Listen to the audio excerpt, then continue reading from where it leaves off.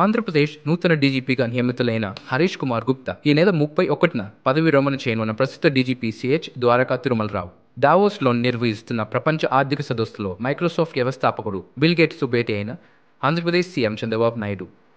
మహారాష్ట్రలోని జల్గావ్ జిల్లాలో చోటు చేసుకున్న ఘోర రైలు ప్రమాదం, కర్ణాటక ఎక్స్ప్రెస్ ఢీకొని 12 మంది మృతి, 15 మందికి గాయాలు. సినీ ప్రముఖుల ఇళ్లు, కార్యాలయాల్లో ఐటీ దాడులు. ప్రముఖ నిర్మాతలైన దిల్ రాజు, ఎర్నేమి నవీన్, యలమంచిలి రవిశంకర్, దర్శకుడు సుకుమార్ ఇళ్లల్లో కొనసాగుతున్న సోదాలు. దావోస్లో తెలంగాణ సీఎం రేవంత్ రెడ్డి, ఐటీ శాఖ మంత్రి శ్రీధర్ బాబు వరుసగా కంపెనీ ప్రతినిధులతో సమావేశం నిర్వహించారు. భారీ పెట్టుబడి పెట్టడానికి దిగ్గజ సంస్థ అమెజాన్ ముందుకు వచ్చింది. సంగారెడ్డి ప్రాంచీరులో వేడెక్కిన కాంగ్రెస్ వర్ధపురు.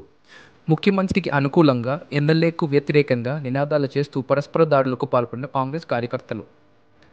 జమ్మూ కాశ్మీర్ మిస్టరీ మరణాలపై ప్రాథమిక దర్యాప్తు చేసి బ్యాక్టీరియా వైరస్ కారణం కాదని వెల్లడించిన కేంద్రం. నెలన్నర వ్యవధిలో 17 మంది అనూహ్య రీతిలో ప్రాణాలు కోల్పోయారు.